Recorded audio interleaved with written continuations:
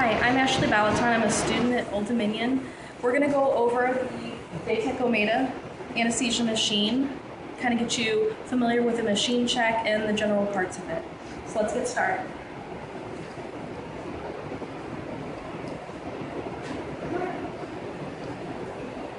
Okay, first we're going to look on back, make sure that we have a bag valve mask, and we do. We do not have a nitrous or air tank because it's hooked up to our pipeline. Our oxygen tank is off. I'm going to turn it on and then back off.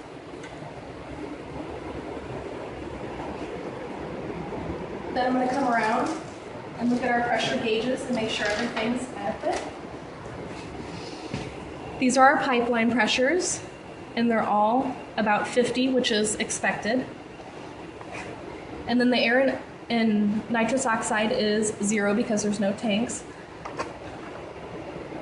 Our oxygen tank is reading about 725 psi, which is too low. We'd like it to be greater than 1,000, so we would change that out. We also want to make sure that there's an extra tank in the room just for backup. And then next, we are going to check our low pressure system. So we want to make sure that everything's off.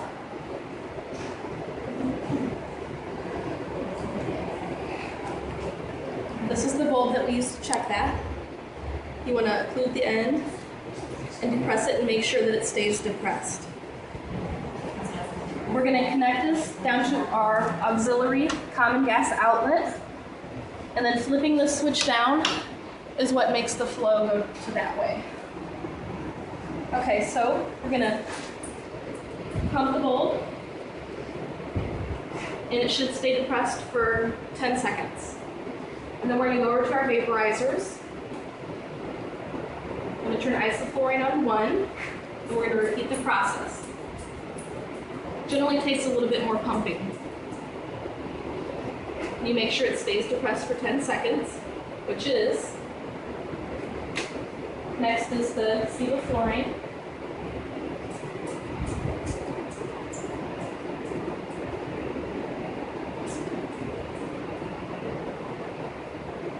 And it is staying depressed.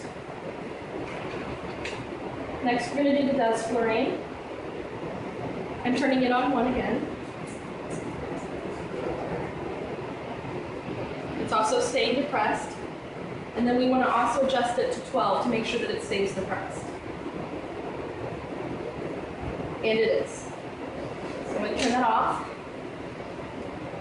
I'm going to flip the switch back up. Remove our bulb.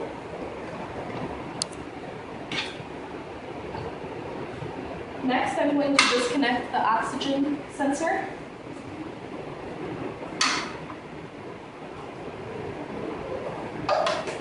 And that's just going to sit there for a while. So since our low pressure check is done, we can now turn on our machines.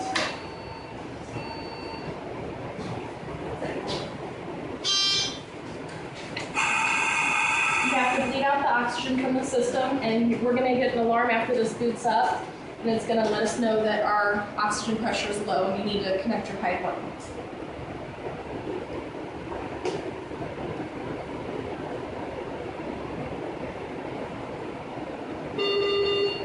That's a high priority alarm. It cannot be silenced.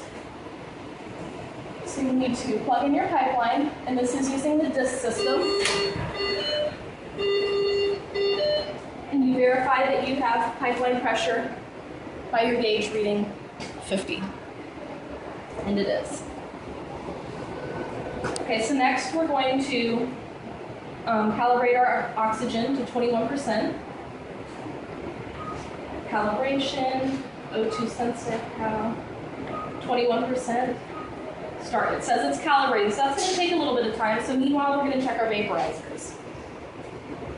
If we look at the fill line on the ISO, it's not max. So we'll probably want to fill this up. Sevoflurane is full, and desflurane looks low also. So we would want to fill all of those up. Next, I'm going to check my interlocking system, which means that you cannot turn two vaporizers on at one time. So I'm going to turn the isoflurane on and check SIVO. Can't turn it on. Can't turn on DES. And then next I'm going to go to SIVO. Turn it on. Can't turn on ISO. Can't turn on DES.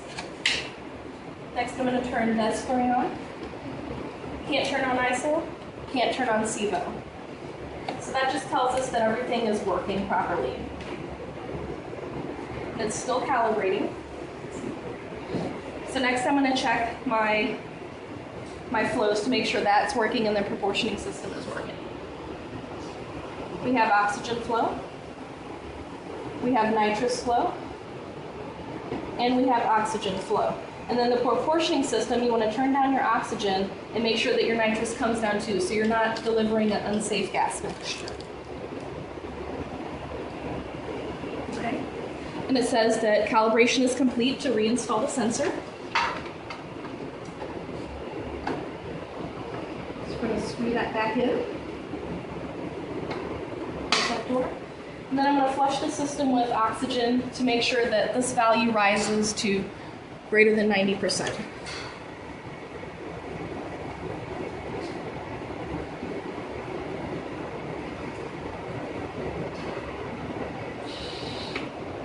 And it did. Okay, so that's good. Next, I'm going to check the scavenging system. And this over here is the scavenging system. So what I'm going to do is I'm going to make sure my APL valve is all the way open on minimum. I am on manual ventilation. And I'm going to come over and turn this black knob clockwise to close off the scavenging system. And so what we're looking here is for the scavenger reservoir bag to inflate when I press the oxygen flush valve. And you're going to listen for the positive pressure relief valve to pop off, which it did, and you want to verify that it does that before 10 on the gauge. And it has. And then you want to come over and turn the black knob counterclockwise and make sure that this value does not fall below 0 into a negative value. You also hear it in train room air. It's probably hard to hear on the video, but it is. And it did not fall below 0. So I close this all the way off and then twist one rotation open. Next, I'm going to check my high pressure. So this is occluded. I'm going to turn my APL valve all the way closed to 70. It's on manual ventilation. And I'm going to press the oxygen flush valve, and this reservoir bag here is going to inflate, and it should be able to stay inflated over 30.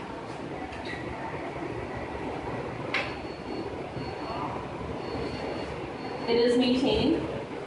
And then I'm going to slowly open the APL valve and watch the pressure decrease. And it is decreasing accordingly. Next, I'm going to check the breathing system.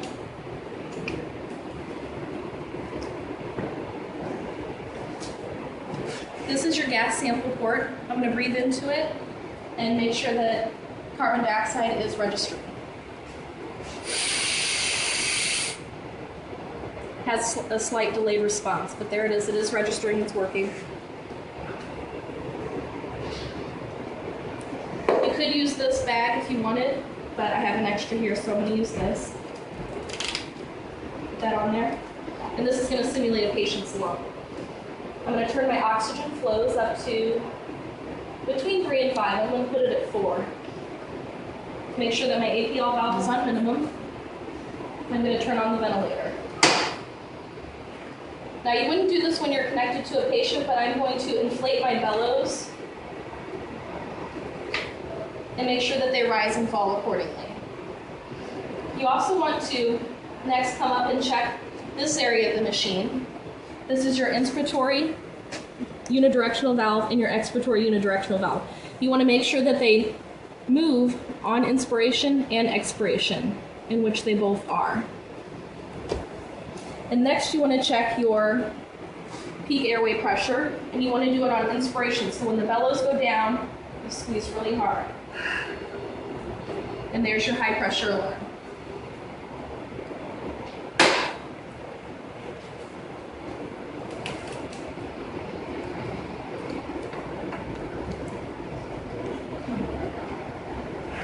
You want to check your CO2 absorber to make sure it's not exhausted. The color is only about halfway through, so it's still okay.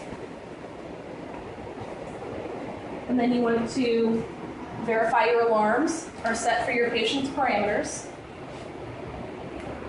So those are pretty standard. And then you want to do a sweep. You want to check your auxiliary oxygen. So you turn it on, you want to make sure that that ball bounces. You have flow, you feel it, it bounces. And then you want to check your suction. You want to turn it on. I'm going to come over here to the suction canister. I'm going to make sure you have the canister, the tubing, and a yonker. And we don't have a yonker, so we would need to get one of those. But you can hear and feel the suction. It is working.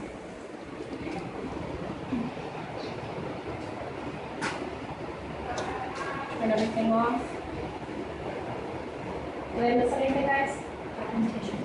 Yes, and you'd also want a documentation in the computer that you did your machine check.